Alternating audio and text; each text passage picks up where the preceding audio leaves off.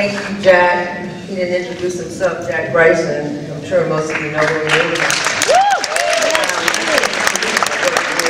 is. Weird experience. I also want to thank my sister Rachel Victoria.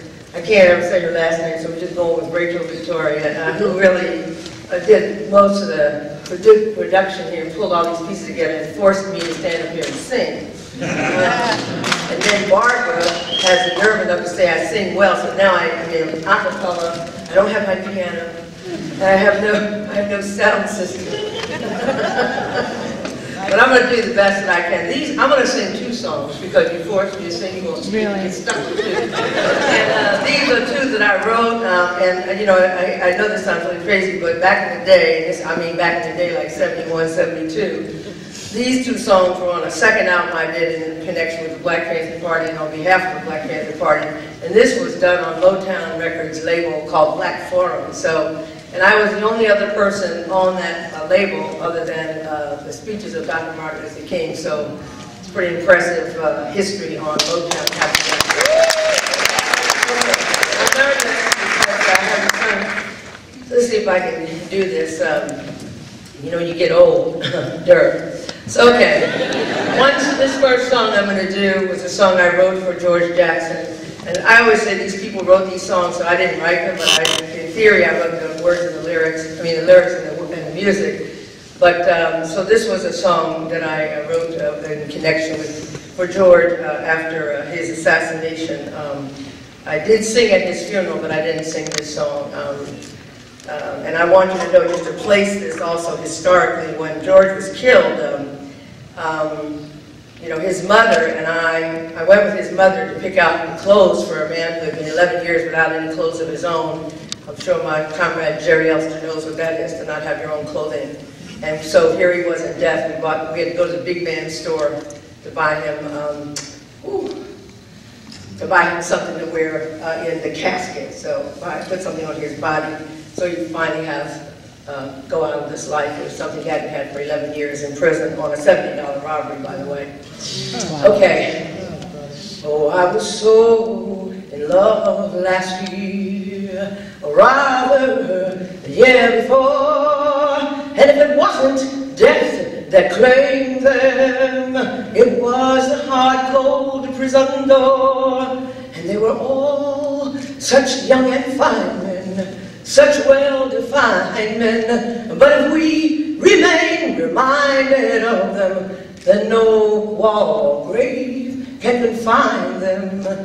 I was in love with many soldiers, for they were a part of me, a part of all I'd grown with, though they somehow grown free. Yes, they were all such young and fine men, such well-defined men. But if we remain reminded of them, then no wall or grave can confine them. They came and went, I nodded, a glimpse of what could be, a blow for the downtrodden, yearning to be free. And oh, they were all such young and fine men, such well-defined men. But if we remain reminded of them, then no wall or grave can confine them.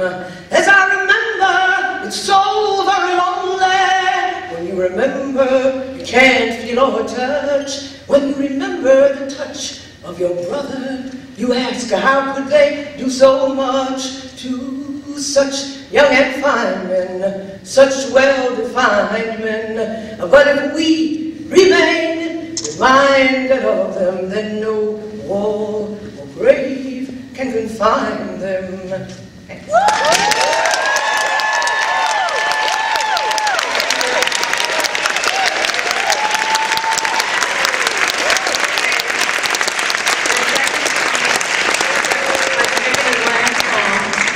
Here's a song I wrote for George's brother, Jonathan Jackson. And I just introduced this by saying that at the time that I heard of Jonathan Jackson's murder, and some of you may be aware, most of you should be maybe aware of how Jonathan died. He was 17 years old. He went up to the courthouse in Marin County. This is the case in connection with which you know Angela Davis's name. Jonathan went into the courthouse in Marin County with some guns, passed them out. Several other people said that they freed the Soledad brothers by noon, went out with a judge, a jury, and a whole bunch of other people as hostages, and were mowed down, all of them, including the judge killed, district attorney, well, no, the judge was killed. They were all killed, a lot of people killed. William Christmas, and Rochelle McGee is still in prison today in Pelican Bay, I believe. Is that correct, Barbara? And so many others. And so this was a historic moment. This young man had gone and said, there's no other option I have to get my brother and my comrades out of prison, so I'm going to put my life on the line. And some people say, oh, this was violent, but what could be more violent than being in prison 11 years for a $70 robbery when you were a teenager? So this is a song I wrote for Jonathan. I was in Vietnam at the time, in North Vietnam, as they say, in Hanoi. And we read about Jonathan's murder, saw his beautiful face, and I just felt out weeping because he was my friend. Their family lived in Pasadena. I was in the Southern California chapter of the Black Panther Party, and so I just, the moving hand, sort of the spirit of Jonathan Jackson wrote a song that this is the song. Again, I have to sing it a cappella, so I hope I should do my best with this. You weren't there, you didn't see Jonathan, or do you care, what do you mean? Jonathan, he was so young, picked up a gun. Jonathan, but a man was he. He'd often go, he'd hurt her so. Jonathan, his mother's eyes gleamed, mother's prize. Jonathan, what he would do, none of us knew.